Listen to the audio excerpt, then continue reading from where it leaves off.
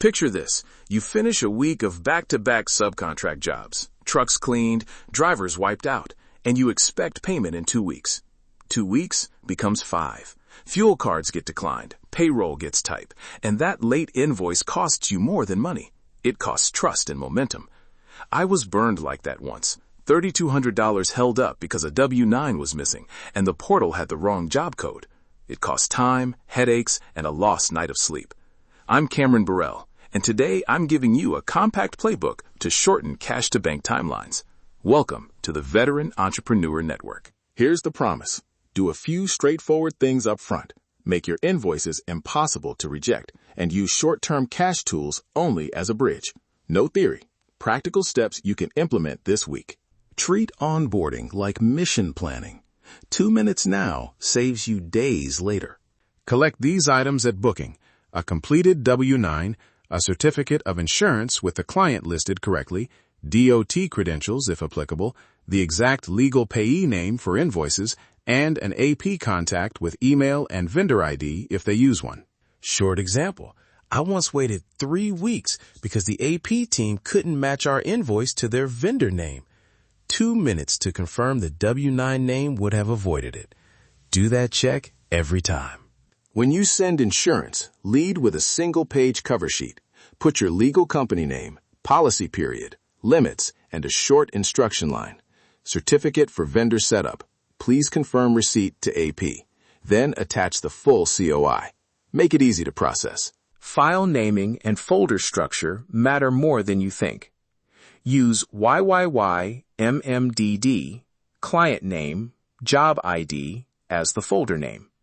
Inside, W9.pdf, COI.cover.pdf, COI.full.pdf, DOT-credentials.pdf, invoice_job_ID.pdf, POD_job_ID.pdf, photos_job_ID.zip. Exactly. When AP asks, "Where's the paperwork?" you can point them to a single file name instead of hunting through pages. That one move cuts follow-ups in half.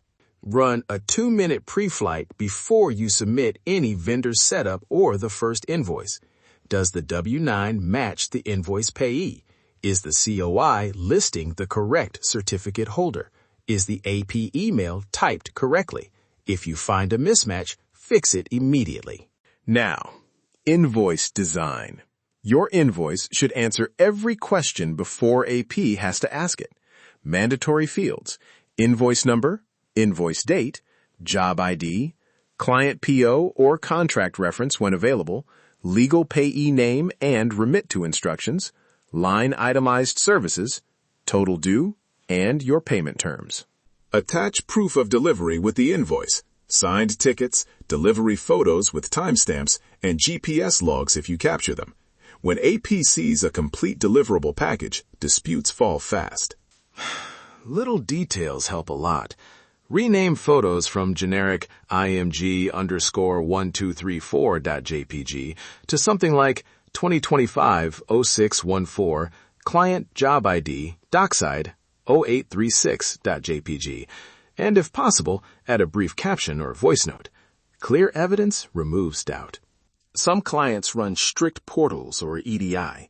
If you can't do full EDI, create a simple CSV that matches their required columns: invoice ID, job date, amount, PO number, vendor name, and include a signed short-lived download link to a zipped folder with the POD.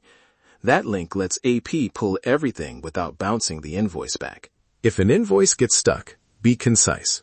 Subject: Invoice 2025-0789 plus POD, job ID 3345. Body: Hi, AP name. Attaching invoice 2025-0789 for job 3345. POD attached. Signed ticket and 4 time-stamped photos. Invoice amount $2,150.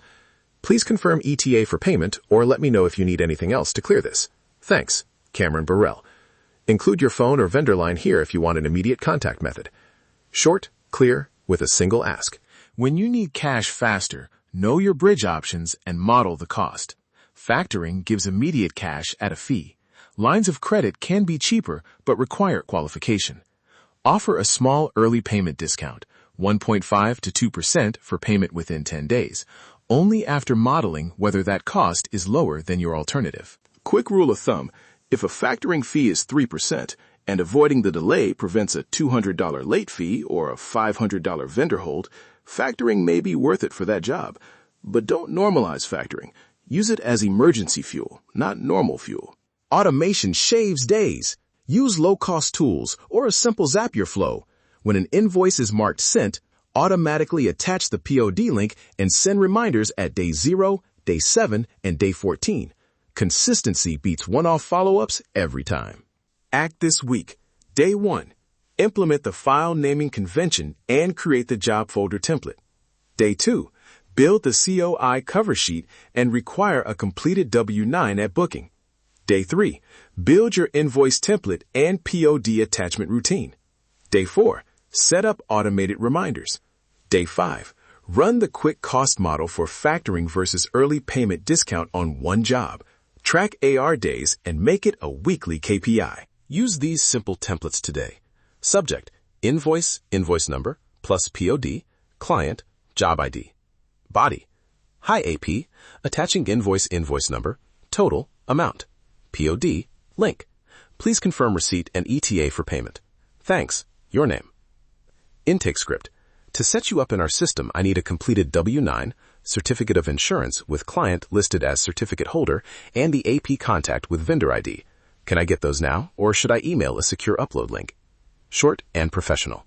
If you want the full checklist and the exact templates I mentioned, download the Onboarding plus Invoice checklist and sample scripts at vetbizmedia.com/fleetwash. Link in the show notes.